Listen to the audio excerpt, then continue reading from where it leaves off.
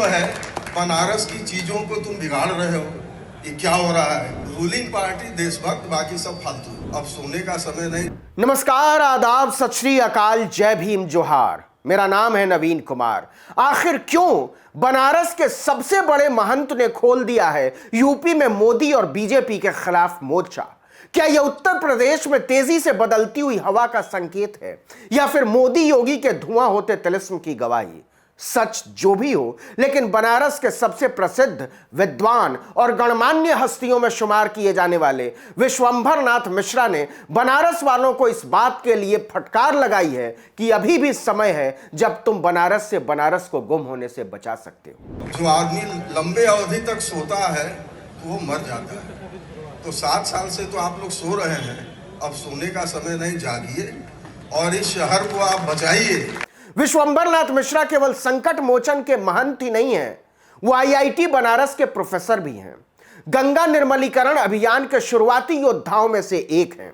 यह मोदी से बहुत पहले की बात है। सामाजिक लोकतांत्रिक चेतना के झंडा बरदार माने जाते हैं। उन्होंने संकट मोचन मंदिर के प्रांगण में होने वाले संगीत समारोह में जब गुलाम अली को गाने के लिए बुलाया था तो बवाल मच गया था, लेकिन वो अड़े रहे। वो संकट मोचन मंदिर का महंत होने के बावजूद अंधश्रद्धा के विरुद्ध रहते हैं। वो अपने आप को कबीर की वैज्ञानिक चेतना का वाहक मानते हैं।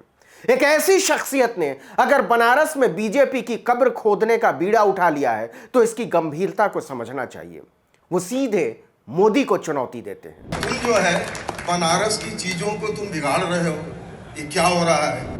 विश्वंभर नाथ मिश्रा बेहद शालीन माने जाते हैं, कभी तैश में नहीं आते, लेकिन वो कहते हैं कि सुंदरीकरण के नाम पर बनारस का जो बर्बादीकरण हुआ है वो दिल तोड़ देने वाला है और अभी भी इसका विरोध नहीं हुआ तो बनारस बनारस ही नहीं रह जाएगा। हम कहना नहीं चाहते थे, लेकिन जो जो चीज यहाँ हो रहा है, अब महात्मा गांधी का नाम लेके काशी विश्वनाथ का जो हुआ है वो किसी से छिपा नहीं है। तो क्या संकट मोचन के महंत खुद चुनाव लड़ रहे हैं? नहीं।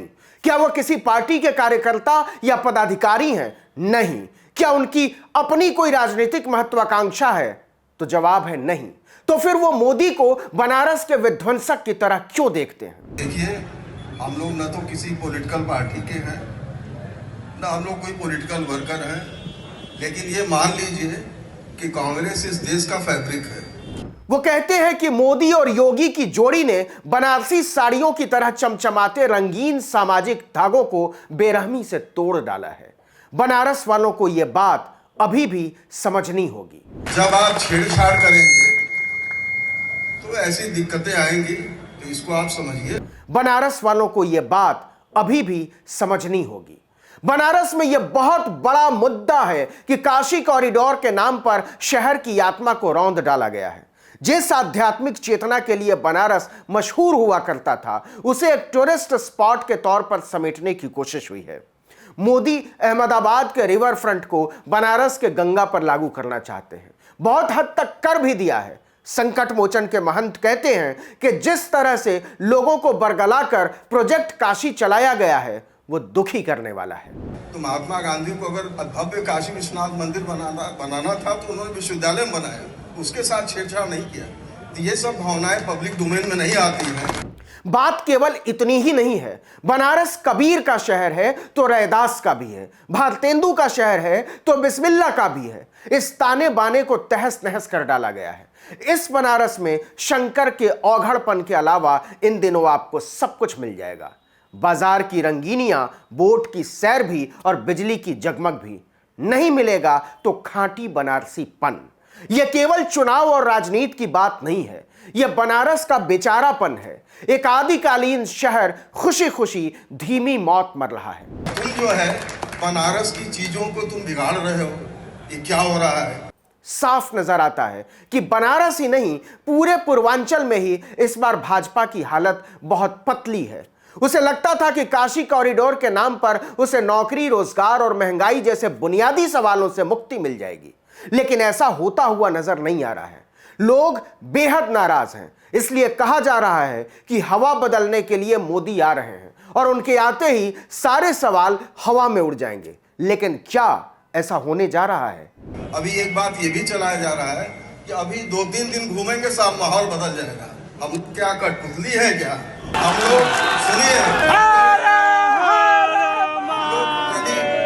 संकट मोचन मंदिर के महंत कहते हैं कि चुनाव का मतलब एक दूसरे की गर्दन काट देना नहीं होता है, दुश्मन हो जाना नहीं होता है। हर पॉलिटिकल पार्टी के लोगों को सुना और परखा जाना चाहिए, लेकिन क्या ऐसा हो रहा है और क्या ऐसा संभव भी रह गया है? आपका जो भी पॉलिटिकल पार्टी हो, कोई दिक्कत नहीं है तो सब इसी देश के। विश्वंभर नाथ मिश्रा सीधे सीधे कहते हैं कि भारतीय जनता पार्टी ने अपने आप को बचाए रखने के लिए जनता को जनता के खिलाफ खड़ा कर दिया है। लोगों को एक दूसरे का दुश्मन बना दिया गया है, एक दूसरे पर शक करने की ट्रेनिंग दी जा रही है। बनारस ऐसा था ही नहीं। इस बनारस को मोदी की नजर लग गई है और अब इस नजर को उतारना होगा। यहाँ तो अब ऐसा वातावरण बना दिया गया है, रूलिंग पार्टी देशभक्त, बाकी सब फालतू, सब देशद्रोही। ऐसा नहीं है।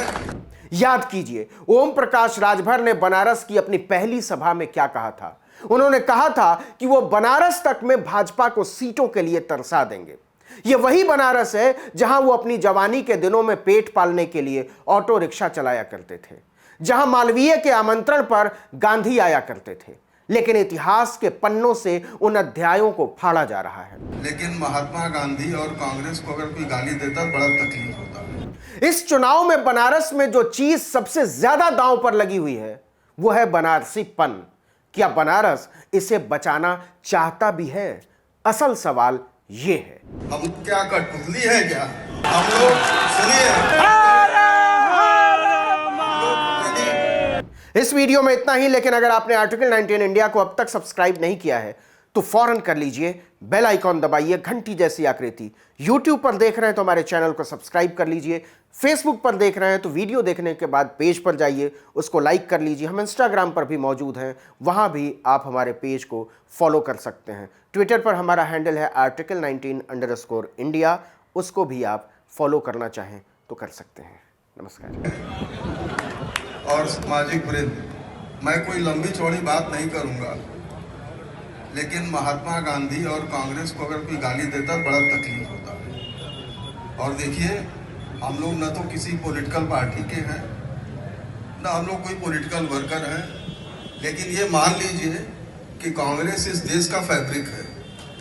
और जब आप छेड़छाड़ करेंगे तो ऐसी दिक्कतें आएंगी, तो इसको आप समझिए। आपका जो भी पॉलिटिकल पार्टी हो, कोई दिक्कत नहीं है तो सब इसी देश के।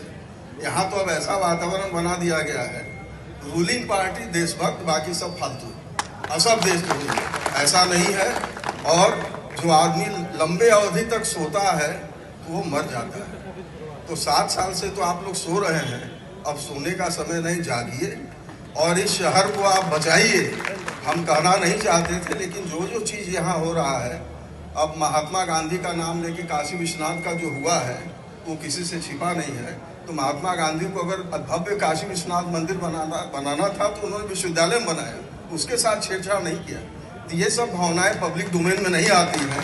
और तुम जो है बनारस की चीज़ों को तुम बिगाड़ रहे हो।